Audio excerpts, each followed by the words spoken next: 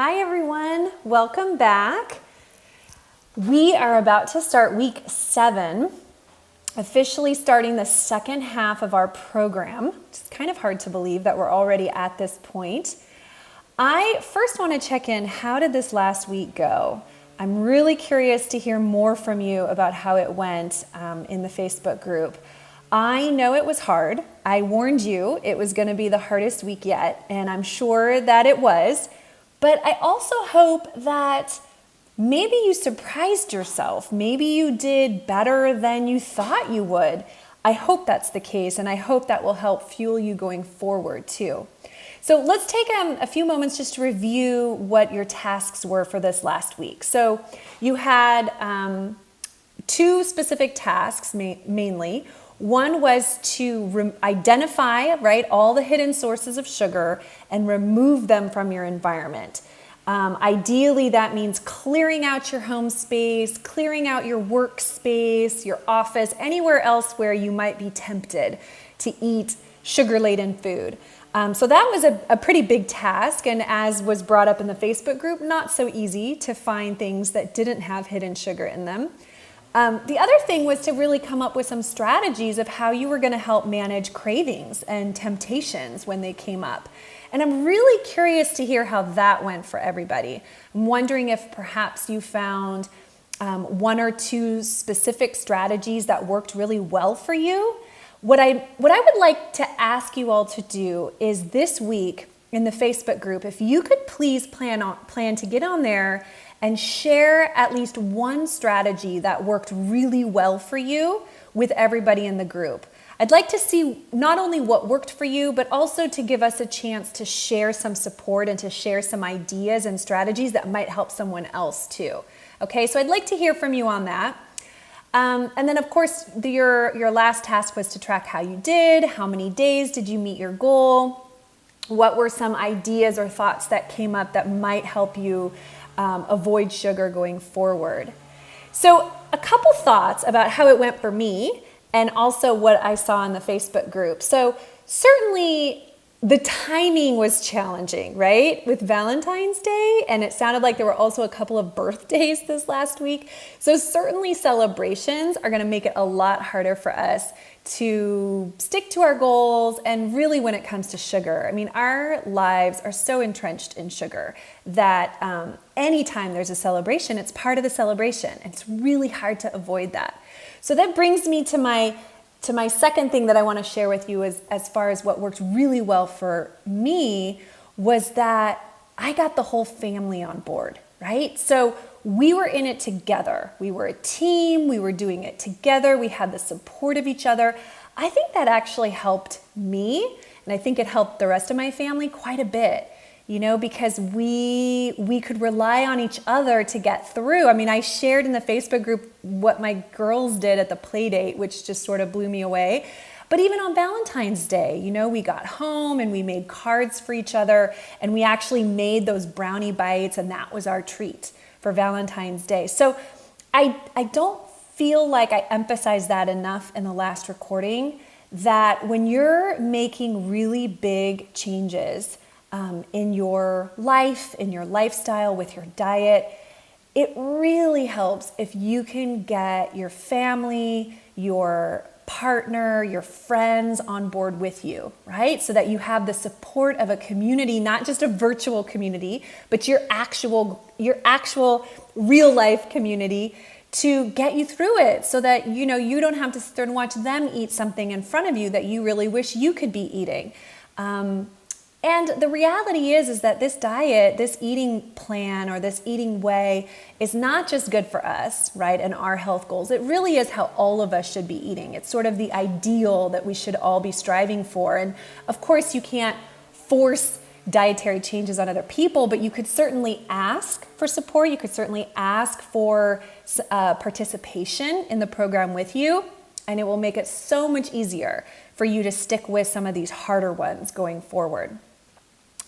The other things we had, let's see, this last week is Thursday. I sent out a link to the mid-program evaluation. If you haven't had a chance yet, please plan to spend just a few minutes this weekend to fill that out and submit it to me. It's going to be very helpful for me just to sort of touch base with you individually and not just to get some feedback on the program and how I'm doing, but also really to get a sense of where are you at. And what are you still struggling with? Is there anything more that I could be doing or helping with to support you better? So please put that on your to-do list for this weekend, okay? All right, this week, week 7, we are going to expand our topic of sugar to start looking at carbohydrates in general and all the different sources of carbohydrates in our diet. Carbohydrates out of all of your different food groups is definitely the number one food that's going to be the most closely linked to your weight. So it's a really important topic for us to talk about. Let's go ahead and proceed into our week. So your first task is to read the chapter in your book on carbohydrates and to really familiarize yourself with the different types of carbohydrates in your diet, including the healthy ones, right? So that you have a really clear sense of where do carbohydrates come from in the foods that you're currently eating. Your second task, if you're not already using the plate as a guide, is to start using that as a tool to help you moderate how much carbohydrate you eat at any given meal. So really the goal is to try to keep your carb or your starch intake to about 25% or less of your total meal. That kind of keeps everything in balance. And honestly, this is a pretty good long-term strategy in helping you maintain your weight by first choosing your healthiest carbohydrates and then keeping them balanced with the rest of your plate. For some people, that might be enough to start getting the weight to shift. In my experience, though, it's not usually enough. We usually have to take it a step further. So this is at least where I want you to start. If you're not already, then this is going to be your first goal, okay? If you're already basically doing this, then we're going to go ahead and move on to the next goal, which is really going to help you see more significant weight loss. So for your third task, what I'm going to ask you to do is to choose an electronic tracker. If you haven't already been playing with one to figure out your protein needs from the previous weeks, then I want you to play with one now. So you're either going to use the one that I mentioned in the book, which is nutritiondata.self.com. That's one that I use all the time when I'm looking up the nutritional content of foods. You can also use an actual tracker like MyFitnessPal or Lose It. And I'm not expecting you to use this every day this week. I just want you to do an exercise with it, okay? So please pick one, set up an account for yourself, and what I'd like you to do is go ahead and enter a couple of typical days. Like, what are you typically eating in a day? And maybe do 2 or 3 different days.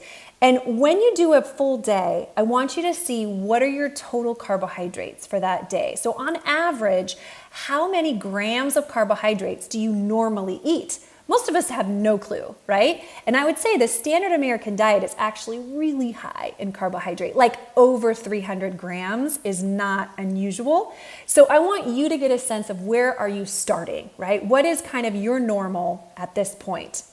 You're going to include alcohol in this, okay?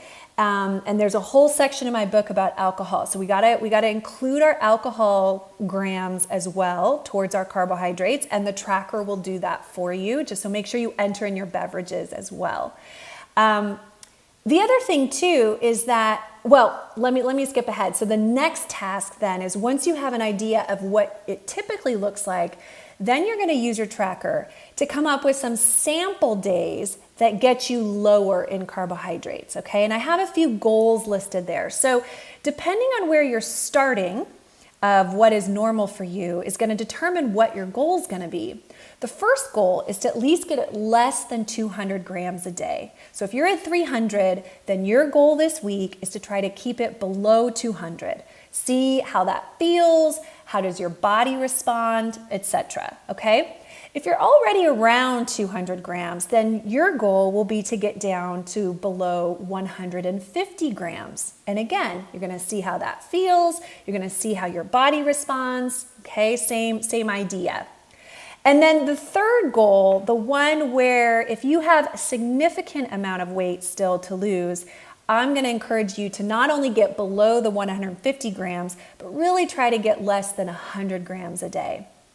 And that might be a big jump at first, which is why I want you to take it in stages, and again, this is our first week of playing with carbohydrates. So it doesn't mean that as we continue through the program, you can't keep modifying this, right? You can kind of gradually keep reducing it as we go forward.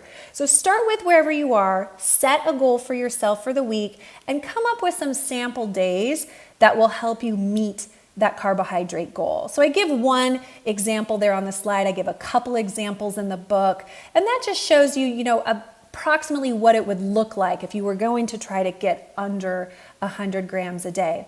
Now, certainly keeping your sugar intake low, right? So continuing to avoid sugar or else really limiting sugar is gonna help get your carbohydrates low. So this week really builds on the previous week. And also keeping your meals balanced. So keeping the protein, the fat, the veggies, all of that is also going to help keep your carbohydrates low. So again, you kind of see how we've been working up to this week and really putting all the pieces in place so that you can be successful this week. I want to say one last thing about carbohydrates, and I know I talk about this a bit in the book, so hopefully you already have some understanding of this and this doesn't feel like brand new information to you, but I really want to reiterate it, okay? Your carbohydrate intake is directly connected to your ability to burn fat, okay? So what that means is if you have a continuous supply of carbohydrate coming in, your body is continuing to use glucose for energy, your body is not going to willingly convert to fat to burn energy. What it's going to do is it's going to use up all your glucose, all your stored glucose, and if that's not enough to get you through the day, then it's going to slow down your energy burning to compensate, right? So it's a lot more work to switch into fat burning mode than to just slow down your metabolism. This is exactly why the traditional diets don't work. They don't work for the long term. What does work and what we want to try to do is to start moving your body towards fat burning so that it prefers fat burning and it makes it so much easier to work through your stored supply of fat. The only way we can do this is by reducing your carbohydrates. And for some of you, that really will mean less than 100 grams a day, okay? So if you have quite a bit of weight left to lose, I want you to really commit to this. This can be a powerful tool for you to really start seeing a big difference in your weight. By reducing the carbohydrates, cutting out the sugars, and I would even say cutting out the alcohol until you get to your ideal weight. You're gonna get your results so much faster. Trust me, okay? Once you get to your healthy weight, it doesn't mean you have to stay here. You absolutely can move more towards that moderate, like 25% of your meal plan and be able to maintain your weight no problem. But to shift from glucose burning to fat burning, you're really going to have to limit the carbohydrate, okay? So hopefully that makes sense to everyone. Hopefully it doesn't feel too overwhelming. I want you to start playing with it this week. And like I said, as we continue through the program, you can continue to manipulate and refine this goal. And then of course your last task for the week is to track. So you're going to record sort of your sample dietary plan there, whichever carbohydrate goal you're going to start with this week.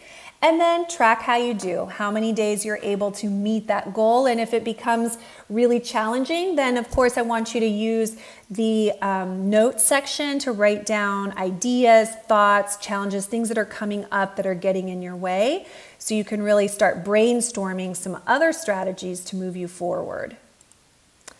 So let's wrap up your goals for this week, okay? First and foremost, I want you to start choosing your healthiest carbohydrates and keeping them to 1/4 of your meal, so 25% or less of each of your meals. That's your first task.